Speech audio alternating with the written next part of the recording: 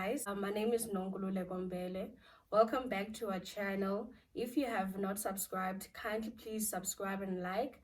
And if you find the information quite informative, I ask that you please share with your family and friends, and let's get labor smart with Rich Auntie. Okay, so as a recap from the previous video, we spoke about the definition of a retrenchment, and we spoke of the recommendations that the International Labor Organization makes for dismissals due to operational requirements. Okay, and we spoke very briefly on the consultation process. Okay, the employer needs to disclose information to the consulting party, right?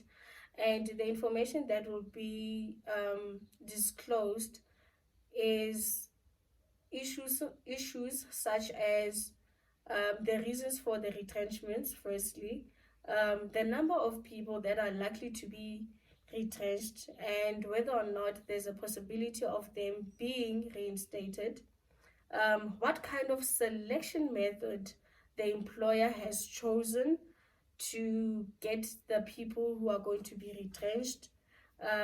It's important to discuss the severance pay package they're offering. It is also important to discuss whether or not the employer is willing to offer some sort of support to these affected employees. And when I speak of support, whether or not they'll be offering maybe counseling for people who are going to be affected by this news, all of these things. Okay, and once that is done, the employer needs to afford the consulting party the opportunity to present this information to the parties that are going to be affected by this retrenchment, and for them to come back and give feedback to the employer, and if ever they do have suggestions or requests, that they are presented to the employer before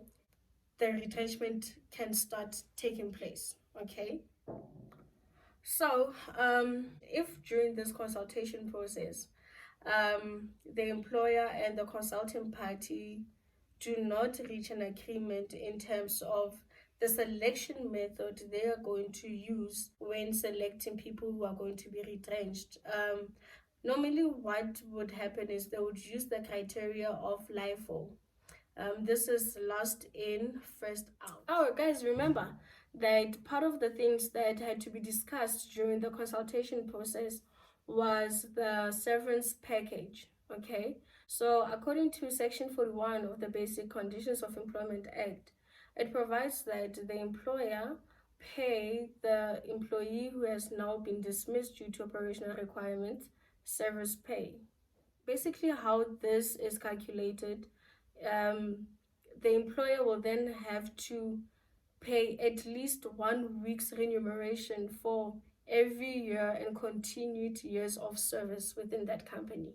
Important to note that I said remuneration instead of payment, because remuneration includes your basic salary, it includes payment in kind and discretionary hours, working hours. So remuneration, not payment. All right, here comes the trick.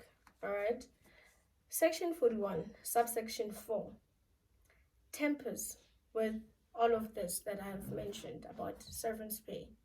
This will not be applicable if ever it happens that the employer had offered this particular employee alternative employment and the employee unreasonably refused this offer. Okay, so they will forfeit the severance package.